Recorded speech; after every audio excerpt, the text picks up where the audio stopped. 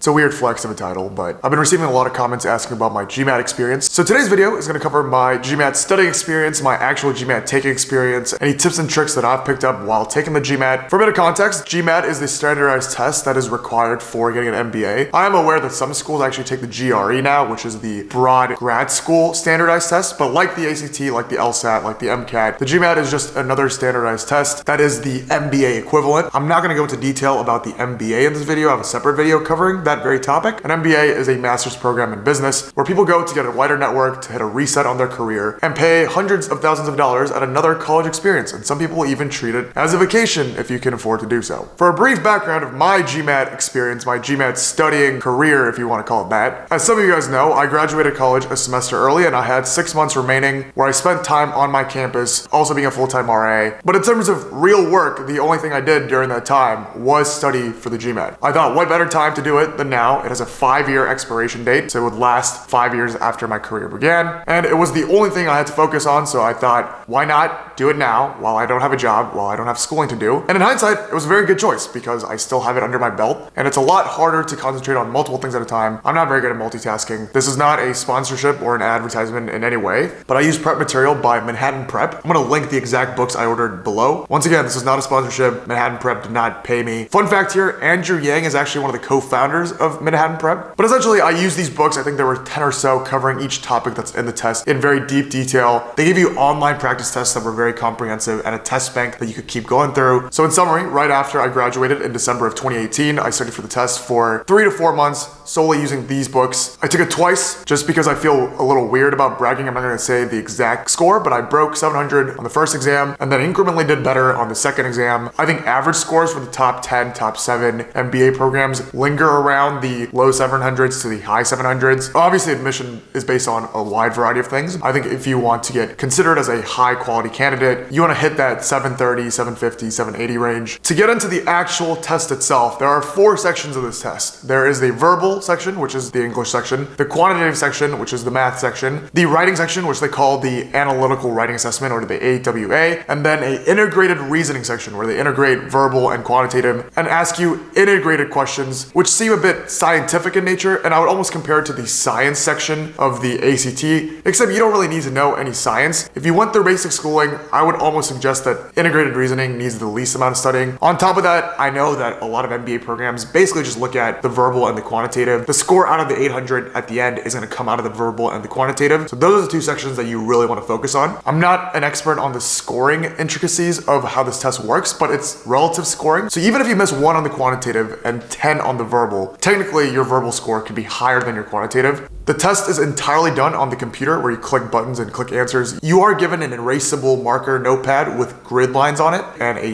erasable pen. I think if you raise your hand, you could ask for more paper as you fill it out doing the verbal and quantitative section. I'm not really a sucker for timing. I just tend to finish things quick, not because I'm smart, but I just have no patience. So I wasn't a big fan of make sure you're keeping on pace because I always had too much time at the end remaining because I was speeding through the questions. But I think it's important, if you are someone that's very cognizant of timing, it's important to note for the verbal section, you have 65 minutes to complete 36 questions. And for the quantitative section, you have 62 minutes for 31 questions. If you want to prepare and practice as if it's the real test while you're doing the practice questions, I think the Manhattan Prep one actually times you exactly how it's supposed to. And be aware that if you're spending too long on a question, you might want to move on. A very important point that I want to highlight here is because it's a computerized test and it's a relatively smart system, the questions do get harder if you are doing well, and the questions get easier if you're doing poorly. And that definitely gets to your head both ways, because if you're doing well, it gets harder, so the questions become harder to solve. If you notice the questions are getting easier, then you know you're not doing very well. So it really messes with your head, and you really have to get good at focusing on the question at hand rather than thinking of the entire scheme. Rather than thinking of it as a big picture and realizing, oh my gosh, I'm not doing very well, or oh my gosh,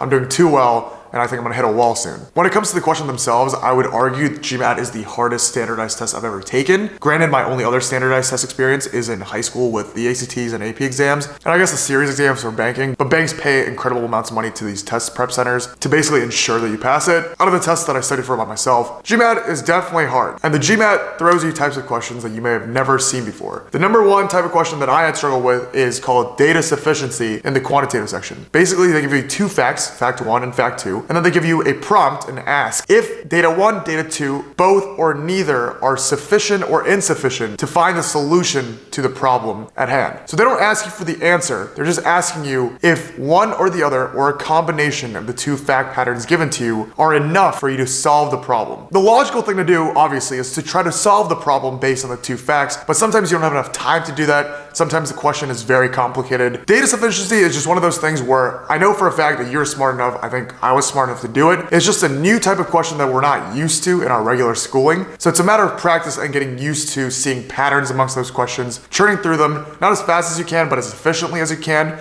and just adapting yourself to this type of question that you've never seen before. The second type of question that I personally had the most trouble with is sentence correction in the verbal section. You see a sentence that is typically wrong. There's 4 choices that are edits of that sentence and you choose whatever is best. Or the 5th choice saying that the sentence at the top is correct. My one tip for this section would be go with your gut feeling, especially if you're a native English speaker or you've studied English for a very long time. Grammar is a matter of compound practice that you've had over and over again. So if you feel like a sentence that you read is correct, it feels right, it probably is right. One of the biggest tips I learned on this section is as soon as you switch an answer later, you're probably gonna get it wrong because you're going against your gut feeling. There are a couple tricky questions in this section where the best form of the answer might not be the most not awkward. So you might read a sentence and think, there's no way people actually speak like that or write like that. But weirdly enough, it is actually the correct answer. I think the sentence correction is also a matter of practice and you learn things about grammar that you've never really thought about before, like appositives and compound sentences that you haven't thought about since 3rd grade. But my tip overall for this section would be go with your gut feeling, but also don't be afraid to choose the awkward answer that you know for a fact is actually grammatically correct. As I said before, I wouldn't worry too much about the writing section and the integrated reasoning section. I would argue anyone that went through the American school system or any schooling system can do the IR section pretty damn well without prepping much for it. They scare you by making it seem like a science section, but it really is like the ACT science section where if you have base level understanding of English and a base level understanding of how math works and some level of understanding of how graphs work, you're gonna be fine. The writing section is pretty self-explanatory. They give you a topic and you write about it. I think there is a formula to do it well. But as I mentioned before, I don't think MBAs really take the writing section and the IR section as highly as the verbal section and the quantitative section. So the 31 and 36 questions is what I would focus on. Some final tips and tricks that might apply to all standardized tests, but something that I've learned from my experience. Dress for success. I know that sounds ridiculous, especially if you're in a computer room with other test takers, and perhaps you're someone that just does better in comfortable clothing. But I genuinely believe there is psychology between dressing up and making sure that you're in a good stance, focusing on the test, almost professionally dressed so that you are ready both mentally, physically, and overall aesthetically. I'm not saying wear a suit, but I wore a button up when I took the test and I think it made me feel a lot better. One mistake that I made that I probably couldn't have prevented was I went to school in a rural town, so my test center was 50 miles away, so I would have to drive 50 miles and then take the test, and I think the driving took a toll already by the time I took the test. So if you can, try to find a test center that's near you. Also, I'm not sure if exams in paper form for the GMAT exist as a practice, but if you can, try to find a computer-based practice system because the actual test itself is going to be on a computer. So you want to adapt yourself to the actual format of the test. Try practicing with a dry erase board because that is the equivalent that you're going to get at the test center. And I mentioned this before, and this is much easier said than done. I